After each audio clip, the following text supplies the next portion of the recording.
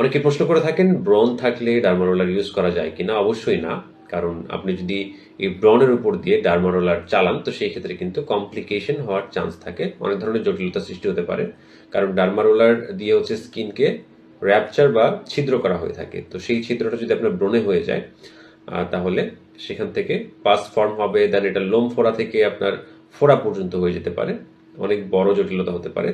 তো সাজেশন থাকবে যাদের হচ্ছে গালের দিকে ব্রণ আছে অল্প স্বল্প, তাদের যদি দেখা যায় বিয়ার্ড গ্রোথের জন্য তারা ইউজ করে থাকেন, তো সেই ক্ষেত্রে আপনারা যে পোর্শনে ব্রণ নেই সেই পোর্শনগুলোতে ডার্মা রোলার রোল করতে পারেন বা ড্রাইভ করতে পারেন।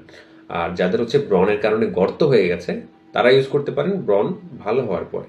এভাবে ব্রণের উপর দিয়ে কখনোই ডার্মা রোলার ইউজ করবেন না, তাহলে অনেক বড় ধরনের সমস্যা হতে পারে। আপনার স্কিন দেখা যায় মানে খুব খারাপ হয়ে যেতে পারে, দেন দেখা যায় ইরাপশন হতে পারে আর অন্যান্য সমস্যা আসতে পারে। তো এগুলো কখনোই করা যাবে না।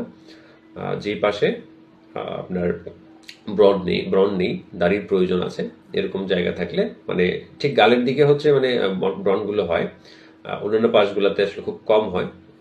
অনেককে আমি দেখা যায় দেখেছি এরকম। তো তারা এইভাবে ট্রাই করতে পারেন।